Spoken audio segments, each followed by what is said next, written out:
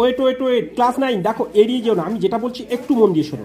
দেখো ফিজিক্যাল সায়েন্সের কোশ্চেন্স তো এখানে উত্তর সহ দেওয়া আছে, কিন্তু তোমাদের যেটা বলবো দেখো, এই যে শর্ট কোশ্চেন্সগুলো তো আমাদের স্টুডেন্টরা, আমি যেগুলো বলেছি সেগুলো পেয়েছে, যারা আমার কাছে টিউশনস নেয় এই স্কুলেরই, তারা ভালোভাবে বলতে পারবে। কিন্তু বড় কোশ্চেন্সগুলোর ক্ষেত্রে জানো কি ঘটেছে একটু বলি। এইখানে দেখো তো এই 6 নম্বর দেওয়া আছে, এইখানে দেখো তো এই যে 7 নম্বর দেওয়া আছে, এইখানে দেখো তো 22 নম্বর দেওয়া আছে, এইখানে 33, এইখানে 3, এইখানে 14। মানে কি জানো এইগুলোর মানে একটু বলছি। আবার এখানে দেখো 9, 19, 21, এইগুলোর মানে কি জানো? একটা কথা শোনো, এই যে আমি মাত্র এক্সাম টাইমের আগে মাত্র 34টা কোশ্চেন ভৌত বিজ্ঞানের সাজেস্টিভ করে দিয়েছিলাম। সেই 34টা কোশ্চেন্স হচ্ছে এটাই, এই 34টা কোশ্চেন্স ইম্পর্টেন্ট কোশ্চেন্স, যেগুলো বলেছি পাস মার্কসের মধ্যে চলে আসবে।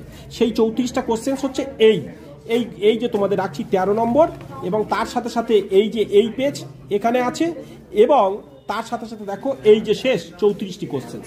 এখন সেই কোশ্চেন্সের মধ্যে এইগুলো হচ্ছে ওদের কমন এসেছে, বাকি কিন্তু এখানে ম্যাথ কিছু আছে, ফলে আমি তো ম্যাথের সাজেশন দিইনি। তা এইখানে দেখো 9 নম্বর, তার প্রমাণ দেখবে। চলো আমি 9 নম্বর কোশ্চেন তোমাদের দেখাই। কার্যহীন বল দেখতে পাচ্ছ, এইখানে 9 নম্বর আছে কার্যহীন বল।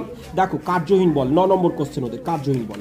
এবার দেখো তো এইটা 19 নম্বর কোশ্চেন, তরঙ্গ বেগ। দেখো চলো এই যে আমার 19 নম্বর কোশ্চেন, দেখো দাগ দেওয়া আছে তরঙ্গ বেগ।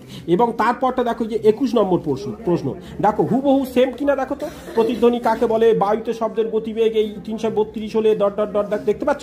এইখানে লক্ষ্য করো তো, এই যে প্রতিধ্বনি কাকে বলে শব্দের বেগ 332 মিটার পার সেকেন্ড হলে, দেখতে পাচ্ছ এইটা। এবং তার সাথে সাথে তার আগের প্রশ্ন আবার তোমাদের একটু দেখাই, একটু মিল দেখাই, দাঁড়াও। এখন দেখা হচ্ছে এইখানে দেখো 33 নম্বর কোশ্চেন। চলো 33 নম্বর কোশ্চেন এই পাতায় আছে, দেখো 33। প্রকৃত দ্রবণ কলরীয় দ্রবণের মধ্যে 3টি পার্থক্য দেখতে পাচ্ছ, এই যে প্রকৃত দ্রবণ কলরীয় দ্রবণ, এইটা ধরো 3 নম্বর কোশ্চেন। আর 14 নম্বর কোশ্চেন একটু দেখাবো। 14 নম্বরটা এই বলেছি যে নিউটনের 3টি সূত্র দেখে যেতে হবে। এই যে তার মধ্যে এখানে নিউটনের কটা দ্বিতীয় সূত্র পড়েছে 14 নম্বর কোশ্চেন, যেটা তোমার বলছিলাম, এই যে নিউটনের দ্বিতীয় সূত্রটা ওদের পড়েছে। এবং এইখানে পড়েছে সুরযুক্ত শব্দের বৈশিষ্ট্য, আমার 22 নম্বর কোশ্চেন। এইখানে দেখো তো 22 নম্বর কোশ্চেন, এই যে এখানে 22 নম্বর কোশ্চেন, এই যে সুরযুক্ত শব্দের বৈশিষ্ট্য, বুঝতে পারছো? পর্যায়কাল কাকে বলে আবার দিয়েছে। এবং শুধু তাই নয়, এইখানে আবার দেখো 22, 7 সোনার কি, 7 নম্বর কোশ্চেন আমাদের পড়ছে। চলো আমরা সোনার কি দেখে নিই, আরও আছে দেখো এইখানে দেখো 7 নম্বর, দেখো সোনার কি।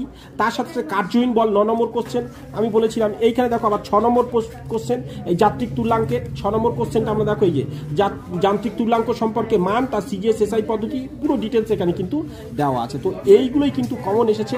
ও রৈখিক ভরবেগ বলা হয়নি, 10 নম্বর কোশ্চেন এটাও পড়েছে। তো ফলে এই যে বড় কোশ্চেন, ছোট কোশ্চেন তো এই জিনিসগুলো ওদের 100% মিলেইছে। কারণ তার প্রমাণ হিসাবে তোমাদের চলো দেখাচ্ছি আমি।